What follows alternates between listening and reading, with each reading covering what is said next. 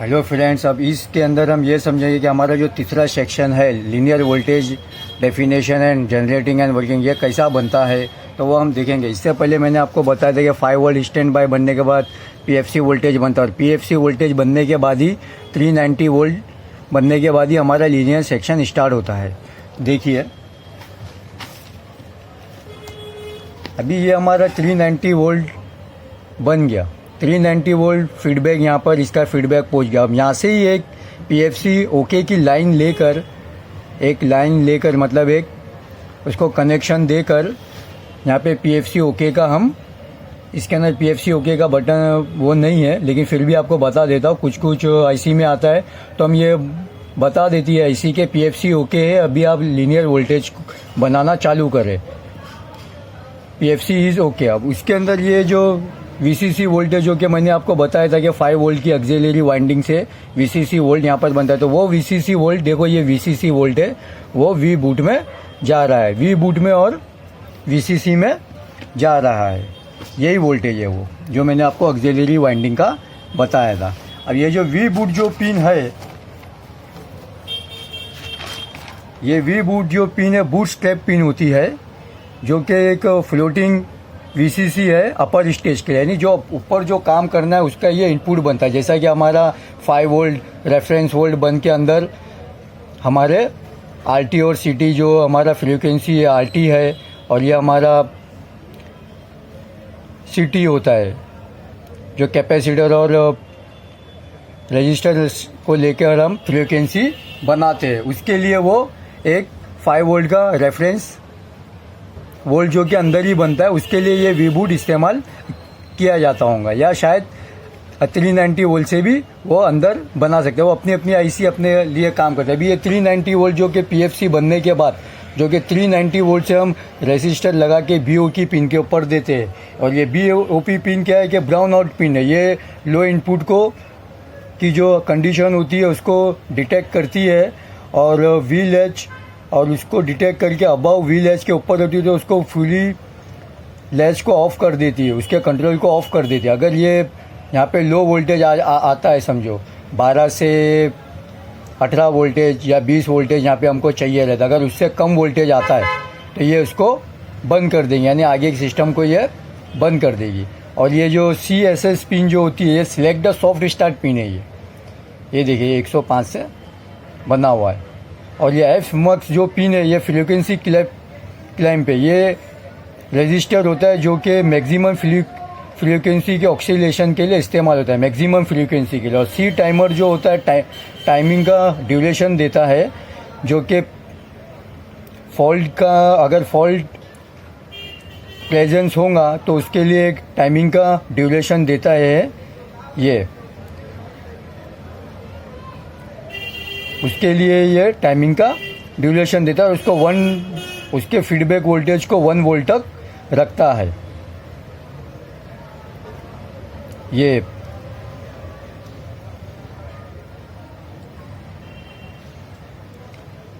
सी timer. और जो RT जो होता है, ये ऑक्सीलेशन फ्रीक्वेंसी को जो फीडबैक वोल्टेज होता है उसको 1 वोल्ट तक मिनिमम रखता है, सेट्स द 1 वोल्ट तक मिनिमम रखता है। और ये जो बीओ पिन तो आपको बता दिया मैं, फीडबैक पिन जो होती है जो इंजेक्टिंग जो कि एक इन्वर्टिंग पिन होती है अंदर, उसके लिए जो कि इंजेक्टिंग करंट की एक पिन होती है जो इंक्रीज करती है ऑक्सीलेशन फ्रीक्वेंसी को। ये हमारा जो फीडबैक यहाँ से बनता है, ये फीडबैक जो हमारा यहाँ से बनता है, यानी फीडबैक है हमारा 3 जो जितने भी वोल्टेज है 24, 12 एंड 18 वोल्ट, ये सही तौर से चल रहे हैं और ये इसकी फ्रीक्वेंसी बराबर चल रही है। तो उसके लिए ये एक फीडबैक वोल्टेज को अंदर एक इन्वर्टिंग पिन पे दिया जाता है, जो कि एक कॉम्पेंसेशन से मिली हुई होती है, जो कि यहाँ पे ऑटो कपलर लगता है तो कॉम्पेंसेशन से मिली हुई होती है। उसके आउटपुट फीडबैक का जो आउटपुट होता है वहाँ से ऐसा वो निकल के उसके कॉम्पेंसेशन से मिली हुई होती है, जो कि ये ऑक्सीलेशन फ्रीक्वेंसी को up to max F max तक रखती है, यानी जितनी उसको ज़रूरत है वो हिसाब से उसके साथ कंटिन्यूस टेंस में चलती रहती है, ये पूरे साइकिल के साथ। ये पूरे साइकिल के साथ यहाँ से लेके ये हमारा फीडबैक पूरा 24 12 वोल्ट जो सही तौर से बन रहा है वो फीडबैक यहाँ पे मिलते रहता है। फिर DT ये जो है डेड टाइम पिन है 7 नंबर की पिन। ये एक सिंपल रजिस्टर होता है जो डेड टाइम की जो वीड होती है उसको एडजस्ट करता है। और जो ये जो फास्ट फॉल्ट है, ये फास्ट फॉल्ट जो होता है ये फास्ट शटडाउन पिन है जो कि अपॉन रिलीज करता है एक क्लीन स्टार्टअप ऑकर्स अगर आता है तो it can be use for skip cycle purpose when asserted the timer start to count down and shut down. तो इसको मतलब ये फास्ट फोल्डिंग पिन है, जैसा ही कोई भी फॉल्ट आ जाता है वो उसको डायरेक्ट बंद कर देता है। यानी समझो यहाँ पे अगर 24 वोल्ट ज़्यादा बन गया, वो भी मैं आपको बताता हूँ। ये देखिए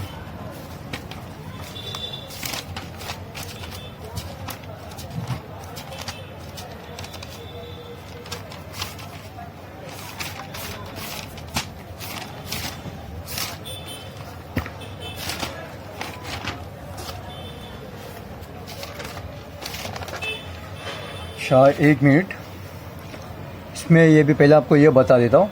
वी बूट का भी मैंने आपको बता दिया। उसके बाद आता है एम अपर पिन। ये जो एम अपर पिन यहाँ से हम लेते हैं, SF से लेते हैं।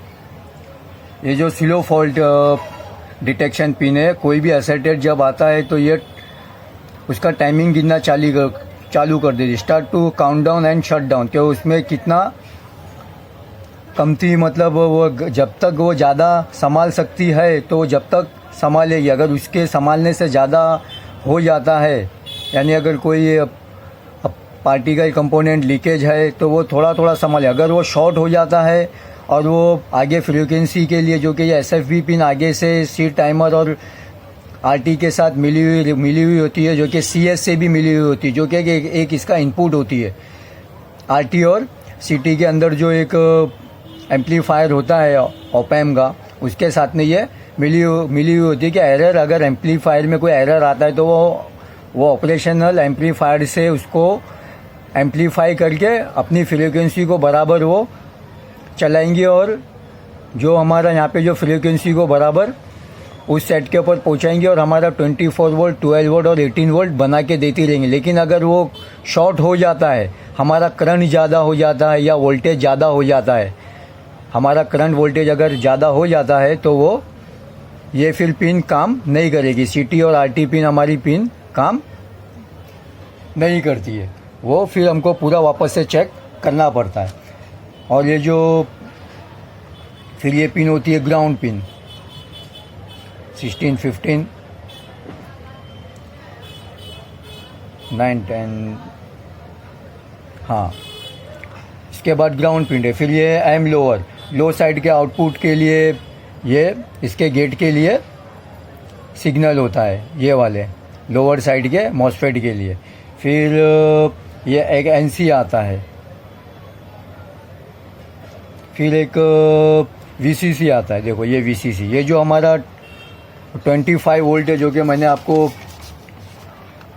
दिखा चुका हूँ पहले ही, जो कि हमारा यहाँ से ऑक्सिलरी वाइंडिंग से बनकर आता है 5 वोल्ट की, यही वाला, जो कि हमारा PS ऑन बनने के बाद, ये हमारा PS ऑन बनने के बाद स्टैंड बाय 5 वोल्ट के साथ में PS ऑन बनने के बाद हमारे 5 वोल्ट के इसको भी चालू करता है, अब PFC को भी चालू करता है और हमारे लीनियर वोल्टेज को भी ये चालू करता है। यही वाला ये वोल्ट है 12 to 20 वोल्ट। उसके बाद आता है NC, ये NC है। फिर ये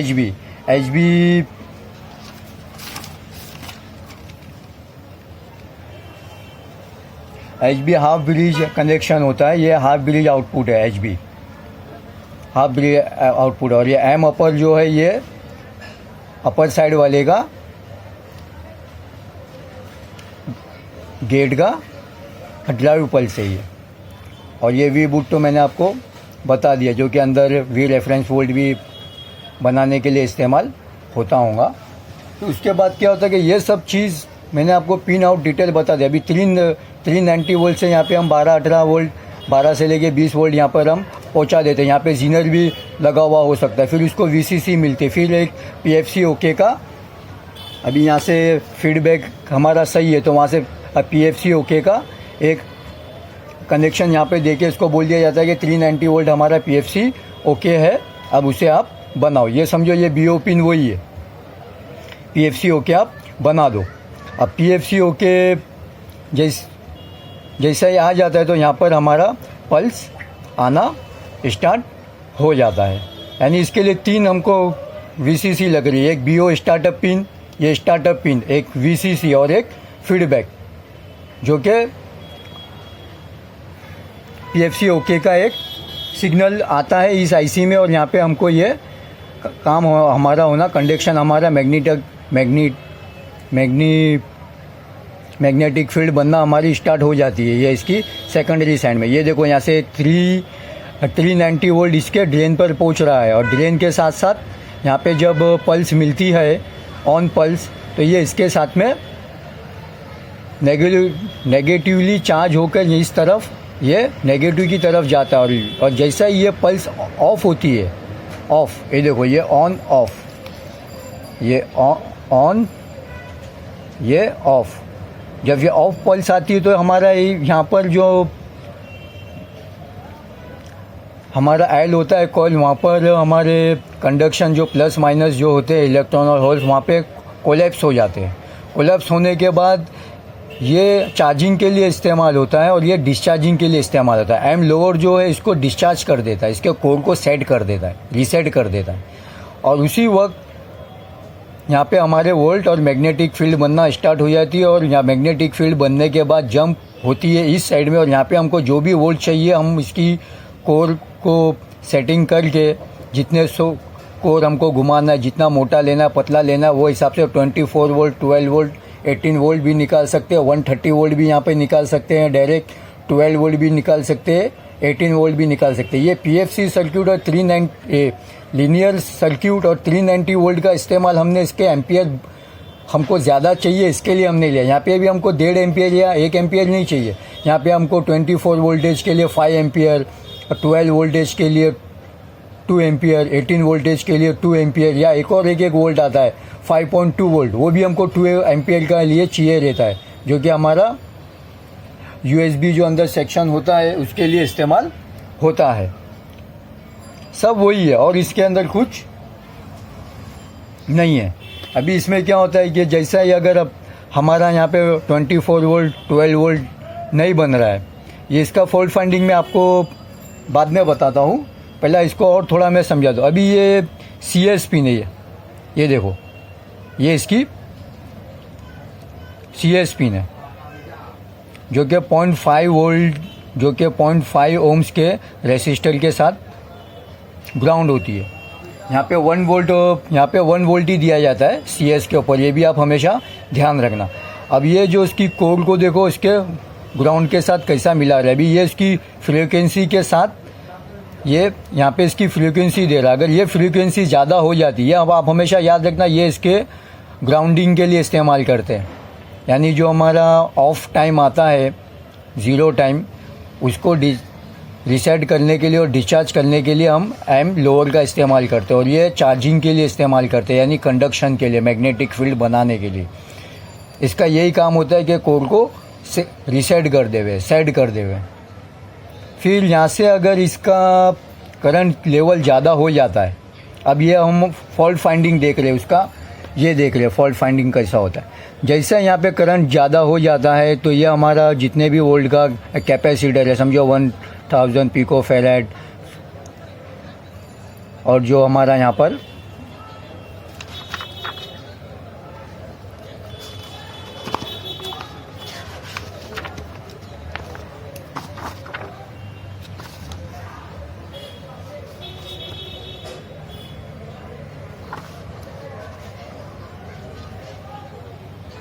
पिको फेरेड है, तो अगर इसमें ज़्यादा करंट आ जाता है तो ये करंट क्या करता है, ये फिर ये शॉर्ट हो जाएगा। शॉर्ट होने के बाद क्या होगा, ये यहाँ से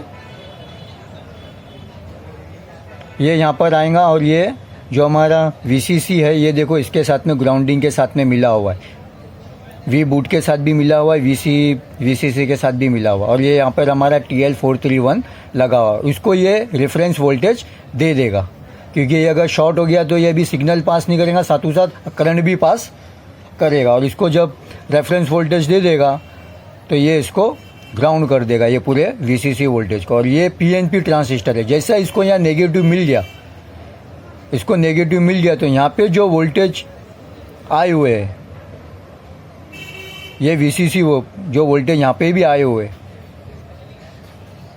ये इसको यहाँ पे जाके इधर का वोल्ट जब ये यहाँ पे ग्राउंड कर देगा, और ये PNP है, यहाँ पे इसको नेगेटिव वोल्ट जब मिल जाएगा क्योंकि ये यहाँ ग्राउंड हो जाएगा, तो ये इधर का वोल्ट आकर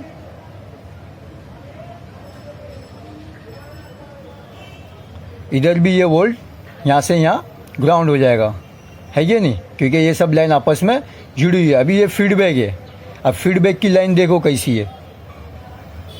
और ये जो सिलो फॉल्ट फाइंडिंग का पिन है वो इसको यहाँ पे बता देगा, और यहाँ से ये इसको यहाँ पे ये जो करंट है यहाँ से भी यहाँ पास होता है, तो यहाँ से जब यहाँ पे पास होगा तो यहाँ पे ये फास्ट फॉल्ट फाइंडिंग का इनपुट डाल देगा। FB को भी ये यहाँ बता देगा, यहाँ का वोल्ट यहाँ पे ये बढ़ा देगा, और यहाँ से ये फॉल्ट फाइंडिंग के भी यहाँ पे जो वोल्ट है यहाँ पर बढ़ा देगा या और यहाँ से यहाँ अगर ऐसा आता है तो ये यहाँ पर ग्राउंड हो जाएगा, ग्राउंड होके यहाँ का ये पूरा कंडक्शन हमारा बंद हो जाएगा। अभी ये हमारा ऑटो कपलर जो है ये फीडबैक के लिए इस्तेमाल हो रहा है। तो ये देखिए, ये 12 वोल्ट का जो हम यहाँ पर 3 वोल्ट का जीनर लगाकर यहाँ पर LED के पॉजिटिव साइड में दे रहे हैं, और यहाँ से एक रजिस्टर लगाकर यहाँ पर इसको 1 वोल्ट दे दिया, हमारे TL431 का जो जीनर है उसको दे दिया। और यहाँ से 12 वोल्ट और 18 वोल्ट को कंबाइन लेकर इसको इनेबल दे दिए। इनेबल जब मिल जाता है तो इसको यहाँ ग्राउंड मिल जाता है, जितना उसको ग्राउंड की ज़रूरत है उतना ग्राउंड देकर ये यहाँ का कंडक्शन स्टार्ट हो जाता है। और इतना ही जो इसकी एक सेटिंग होती है जो वोल्ट पे की जाती है, यहाँ पे भी 18 से 12 वोल्ट दिया जाता है VCC के तौर पर, और यहाँ से इसको फीडबैक दिया जाता है। तो ये यहाँ से यहाँ वोल्ट निकल कर यहाँ पे आ जाता है। अगर कोई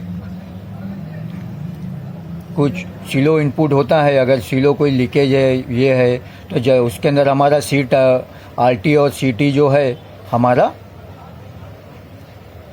उसको फ्रीक्वेंसी बढ़ाने में मदद कर देती है, कि वो इसकी फ्रीक्वेंसी को इस्तेमाल करती है, यानी फ्रीक्वेंसी की एक फ्रीक्वेंसी देती है कि इतनी फ्रीक्वेंसी पे हमको काम करना है, और इतनी फ्रीक्वेंसी पे वो उसको वापस से रिबूट और फास्ट करके बना देती है। अगर कोई भी शॉर्ट हो जाएगा तो अगर ज़्यादा ख़राब हो जाएगा या ज़्यादा वोल्ट बढ़ जाता है तो वो ये काम नहीं करेगी, ये हमको बदल के पूरा चेक करना पड़ेगा।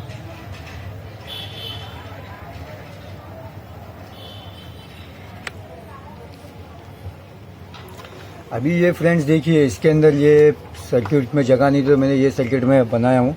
अब ये देखिए, ये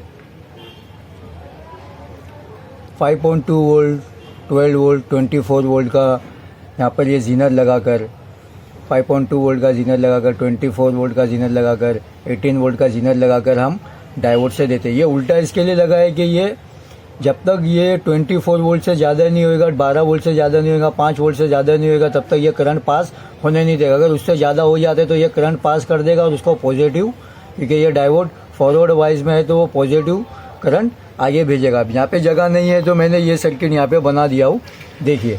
और ये जो रेसिस्टर होता है ये वोल्ट के हिसाब से दिया जाता है। अगर यहाँ पे 130 वोल्ट लेगा तो यहाँ पे